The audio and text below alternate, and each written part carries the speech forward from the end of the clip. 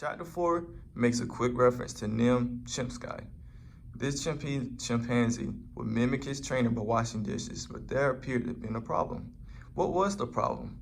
What can we learn about people from this little lesson? In the book, when it talked about Nim Chimpsky, it explained how when the trainer taught him how to wash the dishes, they couldn't get him to remember when to wash the dishes.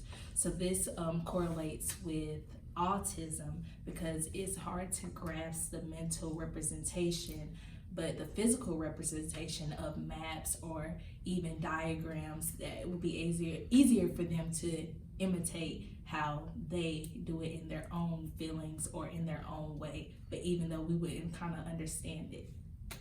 The first 70 pages of chapter 5 brings us to the thesis of the entire book. His thesis of the book is that the third paragraph that starts with the sentence that I think that we have reason to believe. Please explain the rest of the paragraph.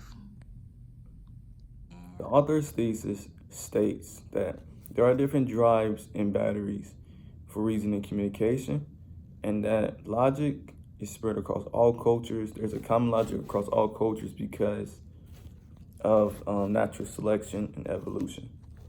A large source of resistance against people accepting that there is a percentage of nature that is inherent and genetic comes from Pinker's term fear of imperfectibility and the fear of nihilism. Please explain each and give examples.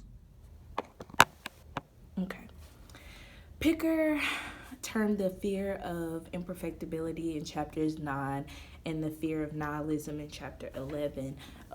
In chapter 9, it talks about the fear of nihilism being unchangeable and that the social reform is wasting of time. And another fear is that natural beings are good. And the problem with that is that natural can be considered adulterous, vigorous, or even violent and selfish, and this implies that these traits are good and cannot be avoided. In chapter 11, it talks about nihilism, and that has a biological explanation of the mind because we tend to fear that our lives may be ruined by things that we cannot control. And so that being said, the things that we can't control, it affects our meaning and our purpose. So for an example of nihilism, it's just like saying people that believe in God know that God would want us to do the right thing. But what if God asked us to do the wrong thing? How would we respond? Would we do the right thing or listen to God? So I just thought that was very interesting, and yeah.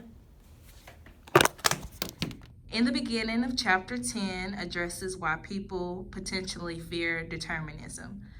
What is determinism?